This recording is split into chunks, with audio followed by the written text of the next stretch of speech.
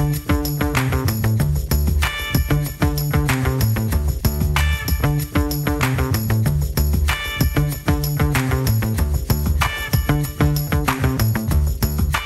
welcome back to Thinking Out Loud. I'm Joel. I'm Can. And this company has had no shortage of ink spilled about it over the last few weeks. And so because we love the bandwagon, we're hopping on. So today we are talking about Amazon. Now, Amazon is doing some pretty interesting things in the influencer space, but true to Amazon, they're doing it in a completely different way than anyone else has done it. So what do we got? What are they doing? So Amazon is tackling influencers in all sorts of strange and unrelated, seemingly, ways. Who knows what Jeff Bezos' mastermind plan is? I'm sure he has one. But we've got a couple of things. We've got affiliate, which has been around for ages, is incredibly successful. Most of the influencers we work with use affiliate links in their description boxes, product recommendations, if they're doing a favorites video, a haul video, anything of that sort, they use an Amazon link. The camera that I use, yeah. All links back to Amazon, they get a cut of that, and that's been really successful use of influencer, sort of indirectly for Amazon. Recently, they rolled out something called Amazon Spark, which is a sort of Instagram / Pinterest combo that lives inside their app and is only on mobile right now, is available for everybody to browse, but only available for Prime users to actually post content.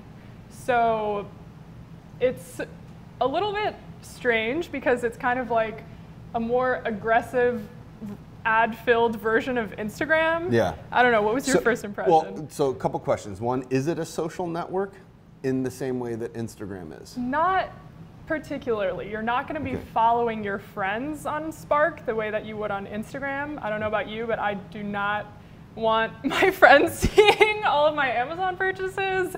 Ours is going to be a whole lot of diapers. That's what we got. Yeah. Mine, luckily, is not going to be diapers. Okay, so it's not really a social network. Right. So what?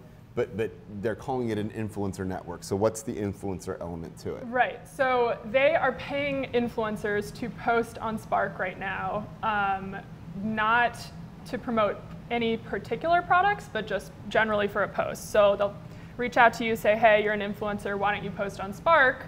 You get to pick whatever you want.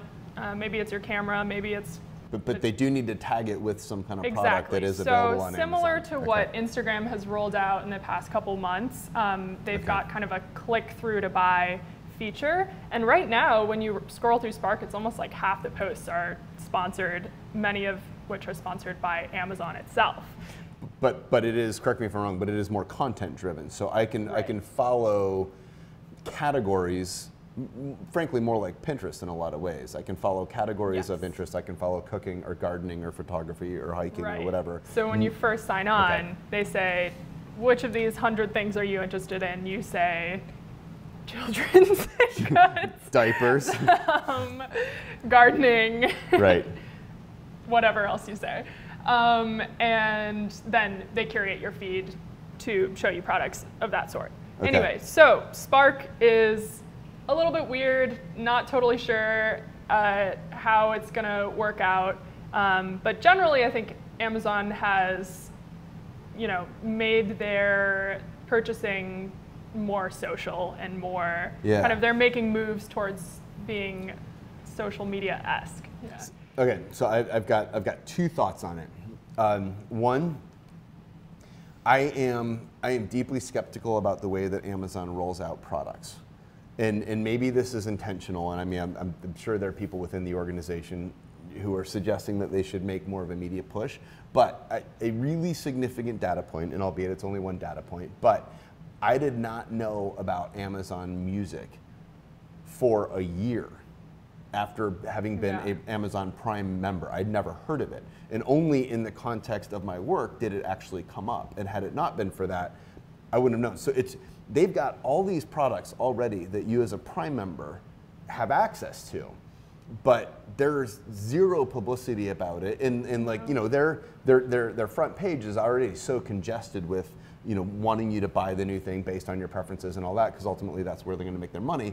Yet at the same time, I had no idea about Amazon Music, and so again, one data point, but this is something that's really significant. Why wouldn't Amazon want to get people off Spotify, off Pandora? Because I honestly think music choice could have massive predictive value in terms of purchase decision. Right. And it would only improve their engine if they know that I only listen to top 40 songs between 1981 and 1986. Yeah. And like, that's like, what is that going to tell them about me? And like, I should start getting AHA concert t-shirts recommended to me or whatever. But so anyways, I'm skeptical about the way that Amazon rolls out products. Right. And partly this is, it's probably just a function that they've got so many, and every single business department is competing for that front page space. At the same time, it's just weird that a music lover had no idea that I had access to that library.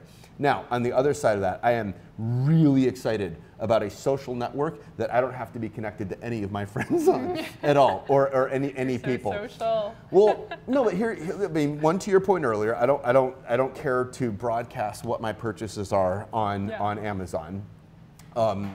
Two, like, frankly, I mean, there's a stage in life where like you're any kind of social interaction, if it doesn't really truly support the real in-person social interaction, then it becomes yet another thing to manage. And you know, there's bad news from my friend from college that I haven't seen for 15 years, and like I feel compelled to now engage that because they've just gone through something. And it's like, I don't want to be cold and heartless, but it's like, you live in a different state, I can't help you. Like, and yet, like, that's kind of the downside of a lot of, or you know, hey, I feel compelled to say congratulations because you just got this promotion or what have you. Like, and yet I haven't talked to you, and you're not in my social sphere, my true social sphere, in that it's facilitating that in person. So that said, I very much like the idea that I can look through like-minded individuals and, you know, hey, like whatever product I'm relying on for XYZ in a spare moment. If I go to Facebook, then I'm going to get, you know, I'm frustrated with people's political posts. I'm going to feel obligated to connect with somebody that I haven't in a while. It does very little to facilitate legitimate social interaction that I want facilitated. You know, but if I could go here and see what's new, what's interesting, like, I don't know, there's something that's real. And I say this as a Pinterest user because, like, you know, for Pinterest, it's a nice little escape. Is like, yes, I want to see cool paintings that I wouldn't have otherwise discovered. I want to see interesting architecture, like that I can, like, that's something that's totally disconnected from what my day-to-day is. That like it's a nice little escape. And to the degree that Amazon can do that and show me interesting stuff, then I'm really excited about it. But that's not all. Just wait, they've done some other interesting things with influencers.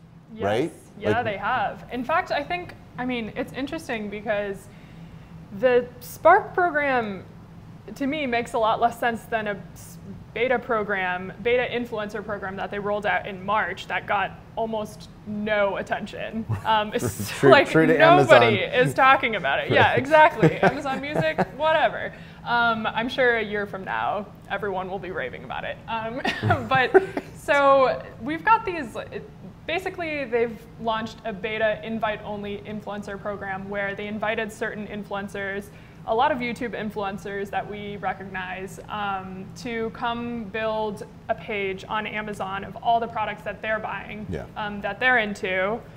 So kind of like affiliate, but it lives on Amazon's site. And this is copying a model of things that have sprung up all over the internet. So there are a couple sites called Kit and Canopy that basically do this already, and they're just like very well curated, beautifully stocked, like experiential Amazon shopping basically. And so Amazon is kind of trying, again, similar to like what they try to do with Spark, where they're cutting out the middleman of Instagram. They're again cutting out the middleman of, you know, Kit and Canopy or whatever. With this program. And I think it's a great idea. It makes a ton of sense. If there's somebody I follow and I don't want to sign into Spark to go, you know, figure out what it is that they're posting about. I just want to go directly to their page and see all of the things they've bought and recommended for me to buy. Yeah. Because I only care about that one influencer's opinion. Right, and now I don't have to go scroll their Instagram feed or their YouTube Exactly. videos to see what affiliate. Yeah, no, that makes a lot of sense. All right, last thing that Amazon is doing really, really quickly, and then we'll wrap this up. Amazon Video Direct. Yeah. Once again, terrible publicity. Like, Unclear. it's this incredibly complex, particularly for any kind of creator. It's really unclear why you would want to be on it because, again, you're trusting their engine, their content engine, to recommend the next thing. But unlike YouTube, there is no creator page. I can't find a creator to like, I can't follow a creator, I can't then watch all their videos. I just have to, as a consumer, submit myself to the Amazon content engine and trust it to recommend content based on that. But it's like right now, it's like there's not even enough content up there that's meaningful or that I can find to actually give enough input for it to recommend relevant things. I'm deeply skeptical about AVD. I think this is something that's going to get killed off in the next few years. That's my take. But again, you know, hey, Bezos has no problem burning an enormous amount of cash to do interesting things or things that he thinks are interesting. So, you know, happy to be proved wrong. But I do think they're right to try and come up with something. But you know, with the Spark, that's interesting. It's all going to be in the execution. And can they make it interesting and meaningful enough and have enough content other than just shopping stuff to actually, you know, it would have to, you know, take me off Pinterest, right? So like, can I go through and look at really interesting modernist architecture and have that be a data point, but is it going to pull me off and actually, and then be able to use that to recommend something that I'll actually want to buy?